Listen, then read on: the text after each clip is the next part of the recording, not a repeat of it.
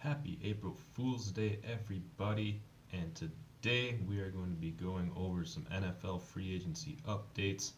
I am currently recording this at 3:10 a.m. because I just happen to lack motivation to make these videos until it is 3 a.m. So, let's get into it.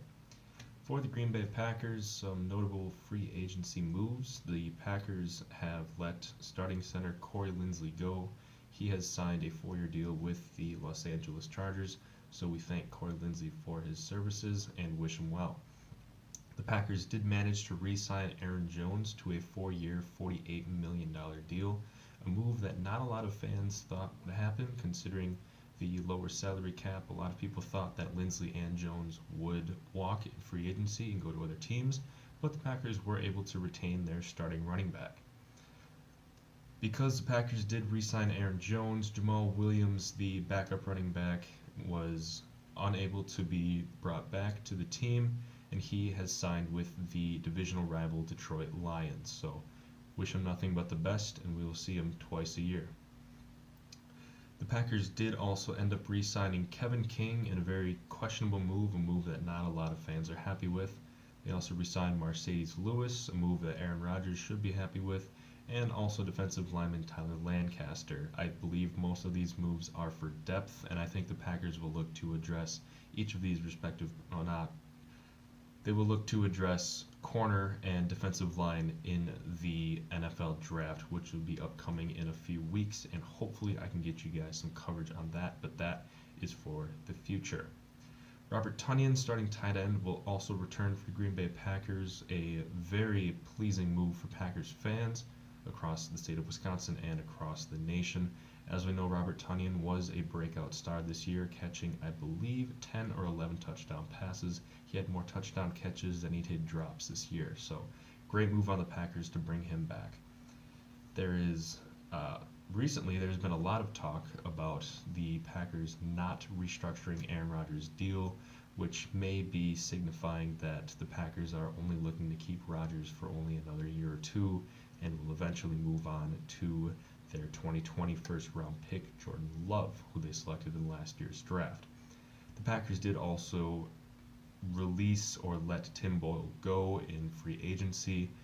Tim Boyle kind of had a cult-like following. I personally was also a fan of Tim Boyle.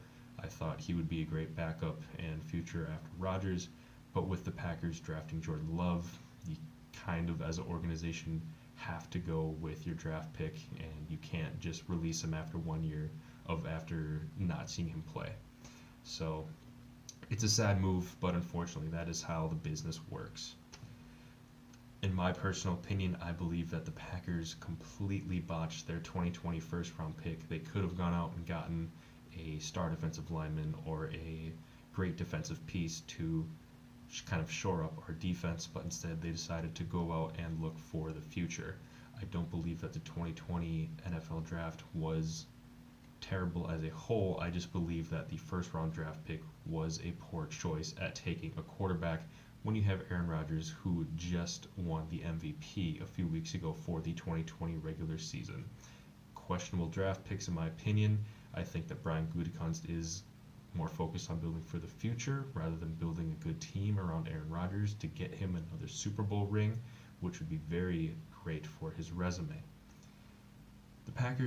Speaking of the draft, the Packers do have 10 picks in the upcoming NFL draft. Brian Gutekunst has shown that he is willing to make trades to move up in the draft. I believe we moved up to take Jordan Love, and I believe in the 2019 draft we did move around quite a bit. So with 10 picks, I would expect the Green Bay Packers to move around in the NFL draft to either get more picks or maybe get a better pick. Also, this is not Packers related, but you love to see it. The Chicago Bears have went out and they signed Andy Dalton after letting Mitch Trubisky go and sign with the Buffalo Bills. So all I can say is that the Bears still suck. That is all.